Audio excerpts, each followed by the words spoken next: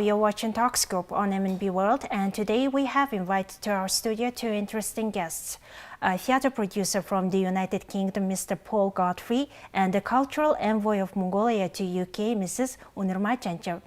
Thank you for accepting our invitation. It's a great pleasure to be here. Thank you. Paul Godfrey is a producer, executive producer, and production manager specializing in large ballet, opera, rock, and theater events. With over 25 years of entertainment industry experience, he has worked on a variety of arts and culture projects. He has collaborated with major international theaters including Royal Opera House, La Scala, San Francisco Ballet, and various projects, working with artists like Placido Domingo, Paul McCartney, and Elton John. For over 10 years, he was a founding partner in Arts Fusion, one of the UK's largest independent opera and ballet producers.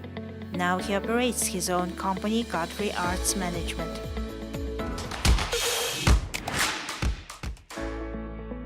Unurmaa Janchiv is a cultural envoy of Mongolia to the United Kingdom and a board member of the NGO Council of Mongolians Abroad. She works to support bilateral cooperation between Mongolia and the UK in the fields of art, culture, history, sports, and science. Usually, Unurmaa focuses on promoting Mongolia through the art, culture, and creative industries. She has lived and worked in the United Kingdom for over 20 years. Since 2007, she has been organizing exhibitions and performances by Mongolian artists in the UK. I would like to start our interview from the purpose of your visit to Mongolia. Well, I came here at the invitation of this wonderful lady because our company, Belka Productions, intends to bring, what's the name of the show? I'm sorry. The seal without, the throne without the seal. Okay. Intends to bring this wonderful production of The Seal Without a Throne to London and other European cities at some stage next year. Very excited about it. It's my first time in Mongolia, and the artwork itself is fabulous, and we wish to do everything we can to make it come to pass. That's really interesting. How did you come up with the idea of staging a Mongolian play spectacle in UK?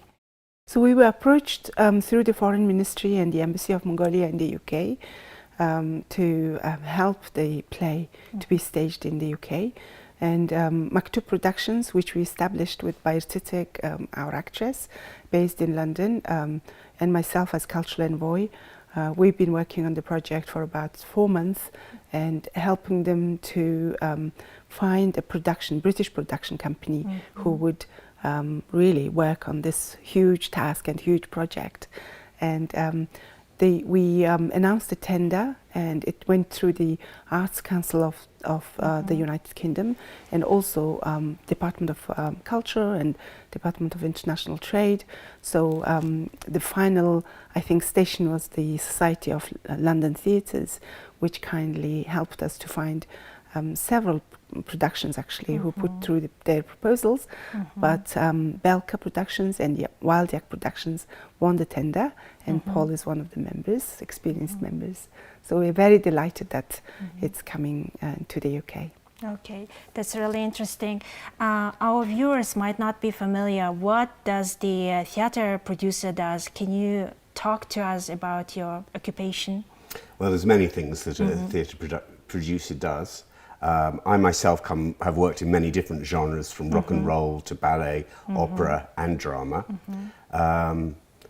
And I work mainly with international companies, bringing them to other places, whether it be to the United Kingdom or something to China. So for me, first of all, you have to make sure that a project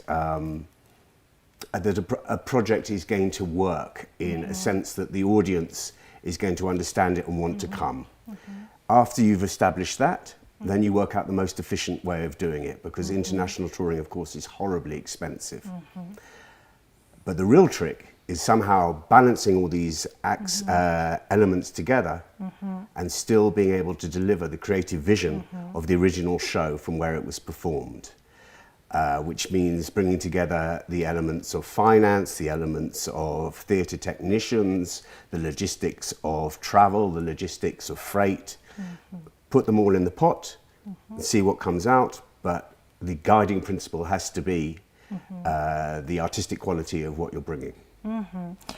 We know that it takes like sometimes a long time to produce even like 10 to 20 minutes long content, and I'm quite curious, how long does it take to produce one big stage play, for example, in UK? Oh, normally a play itself would probably have a rehearsal period of about 3 months. But before that, a lot of development work will have gone into it with the design, building sets.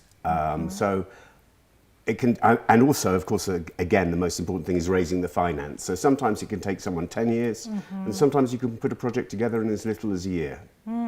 But that's starting a project from scratch. When you already have the existing work, then the speciality of our company is to be able to understand the project, look at it all organically, and to deliver it into a different space as soon as we can. I heard that you, as soon as you arrived in Mongolia, watched the Mongolian play by the famous Mongolian writer Lauksaran, The Throne Without a Sail. What was your impression from the play? I loved it. It was a truly moving experience. I described it as almost Shakespearean in the way that it comes across. These themes of royalty and intrigue are very Shakespearean, so it was familiar to me with that. I also work a lot in dance, so to combine these elements of noble themes with the movement that the director has created on stage, along with the music, was a very, very moving experience.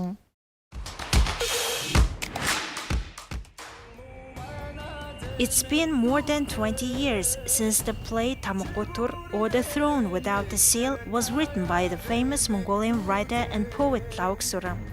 It premiered at the Mongolian State Academic Drama Theatre in 1998. The play depicts the tragic fate of the Hunu Emperor Archok, who sacrifices everything he loves to keep Mongolian statehood intact, including his wives and sons. On June 2nd, for the first time, the play was staged with English translation for a foreign audience in Mongolia. The performance was attended by cultural attachés, representatives of diplomatic missions and international NGOs, foreigners living and working in Mongolia, and visiting tourists. It was the first time that Mongolian play was staged with the simultaneous English and other foreign language translation in Ulaanbaatar. And for example, how do you think, what is the perspectives for Mongolian plays and spectacles to be staged in, for example, in UK or the foreign theaters, major theaters? Well, I have to say, I would never look at just one country and say, oh, we must bring from this country. We have to look at specific works, because I'm sure in Mongolia you have good works and you have better works. But this, so I was looking at this particular production, which I can say I'm certain will ring a chord with British audiences and European audiences, because it tackles universal themes, but from a very, not necessarily Mongolian itself, but a Central Asian perspective. The production team is now working on performing the play abroad, and the script is being translated into Korean, Chinese, German, and French. Our guests note that foreign performances of the play will bring Mongolia's creative industries to the international market and diversify Mongolian export. As there are many famous theaters in London's West End, the London premiere will open doors to presenting the play in other major European theaters. Of course, it's a great honor for production team, for Mongolian actors to stage their play in foreign theaters in UK. And what are the steps that should be completed to stage foreign play, for example, in London's theaters or other major theaters? Well, mostly the ones that I already described. We work everything out. We decide the best way to present it. We work, I mean, directors and set designers would preferably like you to take the actors and the building that they've staged it for with them, so that it will look exactly the same, but it doesn't work like that. So obviously you have to recreate the piece in a different space from the one it was intended to, and maintain its artistic integrity. But the director, whom I've already met, shows a total understanding of the task ahead. So I'm very confident that however and whatever the differences are from how it's presented here in Ulaanbaatar and in London or Paris or Munich, it will feel the same, and that's the most important, that the emotional content remains as it was in the original. How do you see, you have just mentioned that it's already been 4 months since the project has been started, and if it will be produced in UK, it will be mostly British actors or Mongolian actors as well? It's a creative decision, so it will be a decision by the directors and our production company, partner production company in the UK as well. In order to develop to the British audience, for the British audience, we are also working on the adaptation of the English translation. So on that translation, we invited John Mann, who is a famous writer who wrote Genghis Khan, Kublai Khan, and the Mongol Empire books, and his wife and a colleague, Timberlake Württemberger, she's also she's adapted lots of plays to the for the West End and for the British theatres. So their team is working to adapt the English script as best as possible to work for the British producers, and also if there are British actors, and specifically for the British audience. So I know the play has been translated by our Southern Talks, by our experienced translator, very famous interpreter, and admire her work. Then again, because it's for the British audience, there are certain things that a native translator and person who is going to adapt the play are going to do some magic and some works on the text. So that's started a long time ago, and we're nearly finishing, and we will pass it to the director and also to the producers so that they could understand really the meat of the play and the soul of the play, etc. Another thing is, I think the cast is going to be the same, but they need to learn English as well. So they're working on it. They've got the script, and they've been practicing. And also, it's very important when they go there, maybe give an interview, press interviews in English, and it'd be good for them to understand the culture that the actors are going to as well. And likewise for the British producers, we're trying to let them introduce to the Mongolian culture, because it's not just the play we're talking about. We're talking about promoting our Mongolian culture and the language and the costumes and history and archaeology. So it's very important that this project goes to the UK as a compact promotional piece, and it's a start of the hopefully theatre productions touring the UK and Europe and other countries.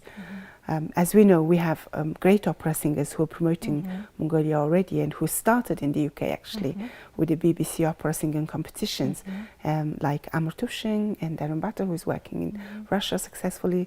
So you know, it's a creative industry that we're promoting. Creative industry of Mongolia we're promoting to the UK and to the world. So hopefully our theatre productions are going to start with this spectacular play and promote Mongolia as well. Aside from this project, Throne Without the Seal in West End, what kind of other cultural activities are being planned in the UK? So the coming year, 2023, is the 60th anniversary of establishing diplomatic relations between Mongolia and the UK. And many works are being planned, including the exhibition of Zanbazar and gala concert, many exhibitions throughout the year.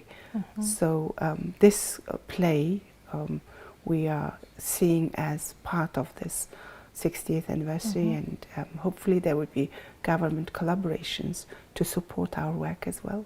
Thank you very much for viewing our episode of Talk Scoop today. And today we had in our studio UK theatre producer Mr. Paul Godfrey and Mongolian cultural envoy to UK Mrs. Unurmaa Janchiv. Have a nice evening. Goodbye.